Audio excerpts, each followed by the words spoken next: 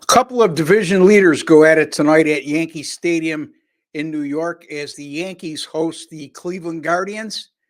Yankees leading the AL East right now by a half a game over the Baltimore Orioles, while the Cleveland Guardians have a 2.5 game lead over both the Minnesota Twins and the Kansas City Royals. So needless to say, important series for both teams, important game for both teams tonight. Couple things, folks. Right now, the Yankees are minus 150, and the total in this game is I'm more worried about the money line than I am the total, but the total's 8.5. All right. So here's the thing about money line favorites and money line underdogs. And I've said this time and time again, and I just want to get my point across.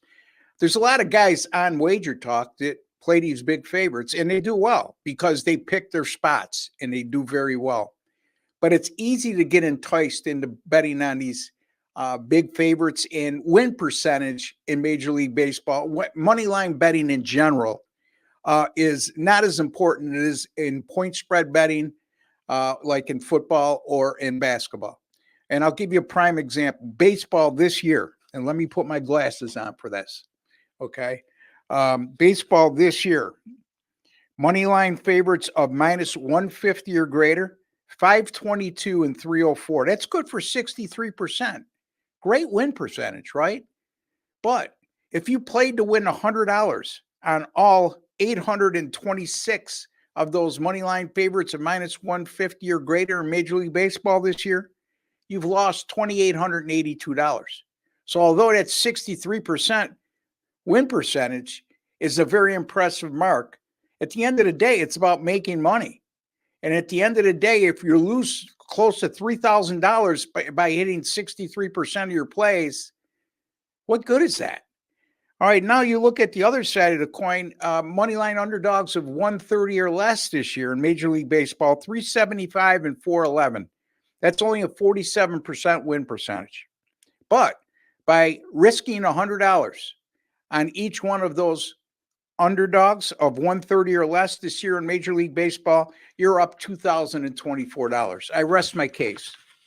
Now, I'm not saying you can't make money on these big favorites, but again, you have to be very efficient in terms of what games you're using, and you have to hit probably, I would venture to say, over 70% of your plays minimum to make money in that particular area, where money line underdogs, you can make money by hitting less than 50%, as I just alluded to. Now, I'm not saying you should automatically bet money line underdogs and never bet money line favorites at minus 150 or greater.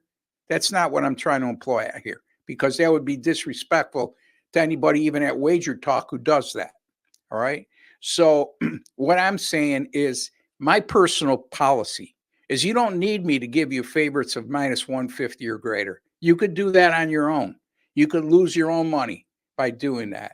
Or you could pay somebody and make sure that they're hitting over 70% or above on those plays to make you money, and not be so caught up with a win percentage, but your return on investment.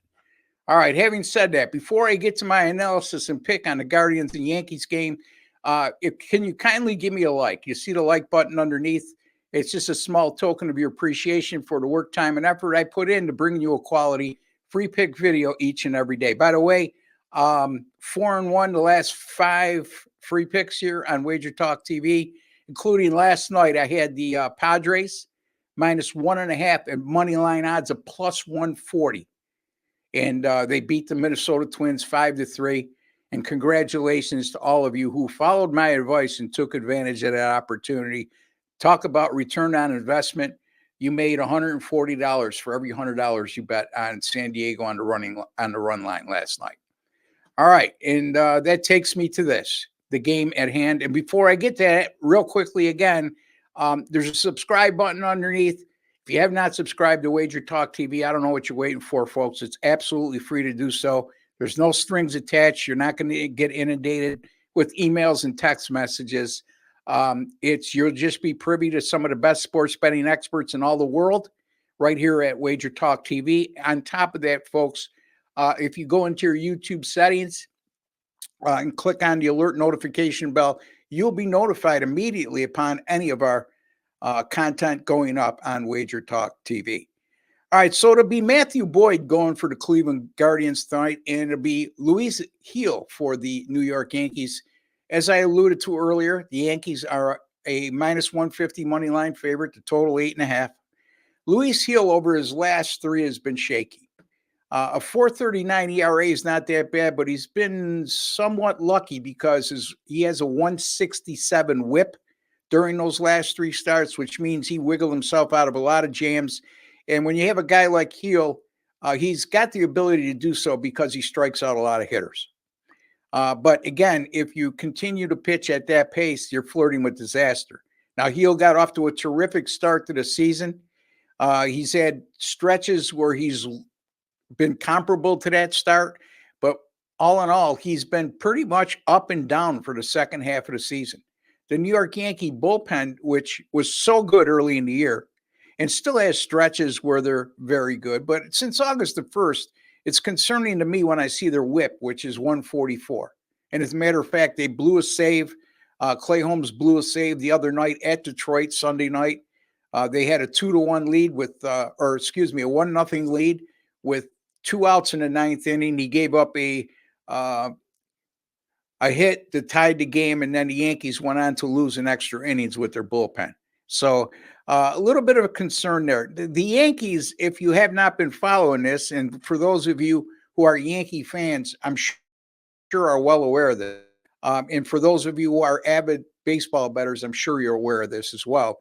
But the Yankees have been nowhere near as good against left-handed pitching than against right-handers. They're 60-33 versus right-handed pitching, but they're 6 games under, 13-19 when they face a left-handed starter. As a matter of fact, they're 1-9 in their last 10 at home this year when facing a left-handed starting pitcher, and they're getting outscored in those 10 games by an average of 4.2 runs per game.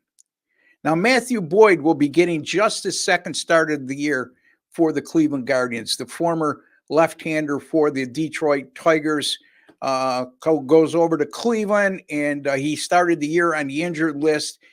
He made 4 rehab starts in the minors this year and was very good in those starts. Again, that's facing minor league hitters. I get that. But we don't always see people making, or starters going down and making rehab starts and be real effective. And he was an 0.83 ERA in those 5 rehab starts, with an 0.65 WHIP. He struck out 27, walked 2, and he went 21 2/3 innings. So he really didn't get stretched out, but he was dominant in those outings. And then he made his first start of the year last Tuesday against the Chicago Cubs, and he was very good in that outing.